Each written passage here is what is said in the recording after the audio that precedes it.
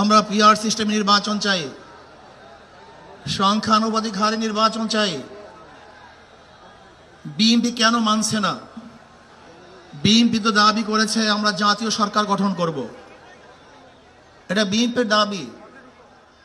আর জাতীয় সরকার গঠন করার জন্য সবচেয়ে ভালো পদ্ধতি পিআর সিস্টেম নির্বাচন। জাতীয় সরকার সর্বদলের অংশগ্রহণমূলক সরকার, আর সর্বদলের অংশমূলক সরকার গঠন হতে পারে একমাত্র পিআর সিস্টেম নির্বাচনের ভিত্তিতেই। তাহলে কেন বিএনপি মানছে না? কারণটা কি আমি তো বুঝি না। অবশ্যই বিএনপিকেও পিআর সিস্টেমে নির্বাচন মানা উচিত। সংস্কার চাই। বিএনপি বলছে আমরা সরকার গঠন করে ক্ষমতায় গিয়ে সংস্কার করব। প্রথম প্রশ্ন হলো এই, আগামীতে বিএনপি ক্ষমতায় যাবেন, এই গ্যারান্টি আপনি কে দিয়েছে? আপনি কিভাবে ভেবেছেন যারা 91 থেকে 96 পর্যন্ত ফেল করার কারণে 96 ক্ষমতায় আসতে পারে নাই, আবার 2001 থেকে 2005 পর্যন্ত দেশ চালাবার কারণে 2008-এও তারা ক্ষমতায় আসতে পারে নাই। 2001-এ বিএনপি ইশতেহার ঘোষণা করেছিল, সেই ইশতেহারের মধ্যে 10%ও বিএনপি বাস্তবায়ন করতে পারে নাই। এমনকি 2001-এ বিএনপির ইশতেহারের 1 নম্বর শর্ত তারা পালন করতে পারে নাই। আমি বিশ্বাস করি আগামীতে ক্ষমতায় কে যাবে না যাবে আমি জানি না, কিন্তু বাংলাদেশের জনগণ কোন দুর্নীতিবাজ, চাঁদাবাজ, দখলবাজ, খুনিদেরকে আর ক্ষমতায় নিবে না। বাংলাদেশের জনগণ রক্ত দিয়েছে, জীবন দিয়েছে বাংলাদেশে চাঁদাবাজি করার জন্য নয়, খুন করার জন্য নয়, দেশকে দখল করার জন্য নয়, দুর্নীতি করার জন্য মানুষ রক্ত দেয়, জীবন দেয় নাই।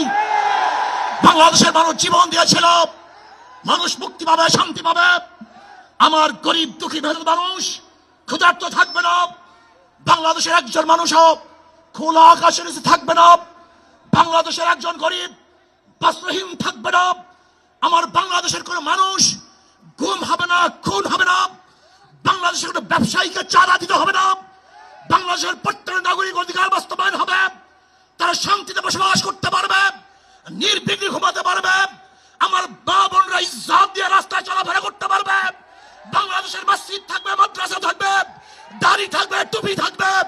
দাড়ির উপরে কেউ আক্রমণ করতে পারবে না, টুপিকে ছিনিয়ে কেউ নিতে পারবে না, ইসলামের বাইরে কেউ আইন পাস করতে পারবে না। এর জন্য জীবন দিয়েছিল, রক্ত দিয়েছিল। দ্বিতীয়বার দাড়ি টানবে এই দৃশ্য দেখার জন্য মানুষ রক্ত দেয় নাই। মৌলবাদীর বিরুদ্ধে আঙ্গুল তুলবে, মোল্লা বলে গালি দিবে, আজকে টুপি দাড়িওয়ালাদের ক্ষমতায় যেতে দেবে না, এই স্লোগান শোনার জন্য মানুষ রক্ত দেয় নাই।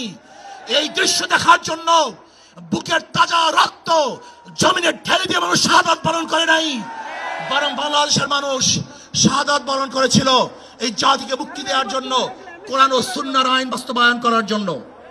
বাংলাদেশের মানুষ ওই ভারতের গোলামি করার জন্য রক্ত দেয় নাই।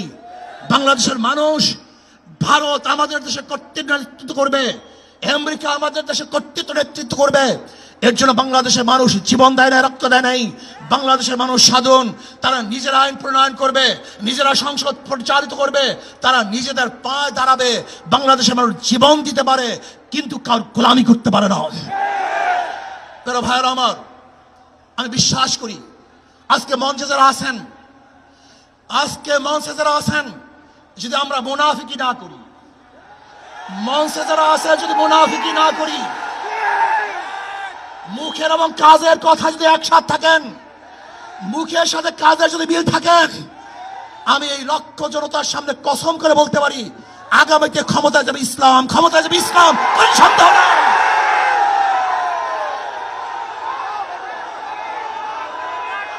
কিন্তু খবরদার যদি মুনাফিকি করি, তাহলে দেশের মানুষ সচেতন হয়েছে। এদেশের মানুষ সব জ্ঞানী হয়ে গেছে। বিশ্বাস করবেন না, একজন রিক্সাওয়ালা, ঠেলাওয়ালা, কুলি মজদুরের বক্তব্য শুনলে আমরা আশ্চর্য হয়ে যাই বাংলাদেশের মানুষ কত সচেতন, তারা কত সচেতন হয়েছে। যদি আমরা মুনাফিকি না করি, যদি আমরা ঐক্যবদ্ধ থাকি, বাংলাদেশে একটা বাক্স ইসলামের নামে দিতে পারি। যেরকম আমেরিকা এবং ওই জারস ইসরায়েল ইরানের উপর আক্রমণকারী ভেবেছিল মুহূর্তের মধ্যে নিচ্ছিন্ন করে দিবে, কিন্তু আক্রমণ করার পরে দেখেছে ইরানের গুহার থেকে কোথার থেকে বোম মিসাইল চলে আসছে। আমেরিকা এবং ইসরায়েল যেরকম অনুভব করতে পারে নাই, বাংলাদেশের বুকে যদি একটা বাক্স দেওয়া হয়, বাংলাদেশের ঘরের থেকে এমন মিসাইল বের হবে, এমন বোমা বের হবে, গোটা বাংলাদেশ থেকে, গোটা দুনিয়া থেকে ইসলামের দুশ্মন থেকে ধ্বংস করবে ইনশাআল্লাহ। ঐক্য হন, মুনাফিকি করবেন না, একসাথ হন, ঐক্যবদ্ধ হন। এইটা আমার মেসেজ থাকবে। যদি ঐক্যবদ্ধ ভাবে ক্ষমতার লোভকে সংবরণ করে, আমি ক্ষমতায় যেতে চাই না, ইসলামকে ক্ষমতায় নিতে চাই। আমি ক্ষমতায় যাইতে চাই না, কোরআন ও সুন্নাহকে ক্ষমতায় নিতে চাই। যদি আদর্শ লালন করেন, এই নীতি আদর্শ যদি গ্রহণ করেন, ইনশাআল্লাহ নাসরুম মিনাল্লাহি ফাতহুন করিব, অবশ্যিরিস সাবিরিন। সেই দিন আসতেছে, আমি দেখতেছি, মনে হয় আমার চোখের সামনে আমি দেখতেছি ওই সংসদের মধ্যে কলেমার কথা হবে, কোরআন ও সুন্নাহর কথা হবে, লা ইলাহা ইল্লাল্লাহ উচ্চারিত হবে।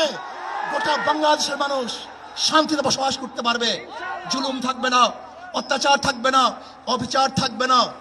প্রত্যেকটা মানুষের প্রাপ্তি তাদের ঘরে ঘরে পৌঁছানো হবে। আজকে আমার মা বোনেরা মনে করছে ইসলাম ক্ষমতা আসলে আমাদের অবস্থাটা কি হবে। ইসলাম ক্ষমতা আসলে প্রত্যেকটা মা বোনের ন্যায্য অধিকারকে প্রতিষ্ঠিত করা হবে। ইসলাম ক্ষমতা আসলে আগামী 5-10 বছরের মধ্যে সমস্ত গরিবরা দরিদ্র সীমার উপরে চলে যাবে। ইসলাম ক্ষমতা আসলে 28 লক্ষ কোটি টাকা বিদেশে পাচার হবে না, দুর্নীতি থাকবে না, জুলুম থাকবে না, অত্যাচার থাকবে না, নির্বিচারে কোনো মানুষ আর খুন হবে না, গুম হবে না। ইসলাম ক্ষমতা আসলে শ্রমিকদেরকে তাদের অধিকার আদায়ের জন্য রাস্তায় নামার কোনো প্রয়োজন হবে না। ইসলাম ক্ষমতা আসলে কৃষক, শ্রমিক, মজদুররা তাদের অধিকারকে প্রতিষ্ঠিত করার জন্য ইসলামী সরকার তাদেরকে নিয়ে কমিটি গঠন করে তাদের প্রাপ্তি তাদের কাছে পৌঁছে দেবে। আসুন, ইসলামী হুকুমাত কায়েম করার জন্য আমরা চেষ্টা করব।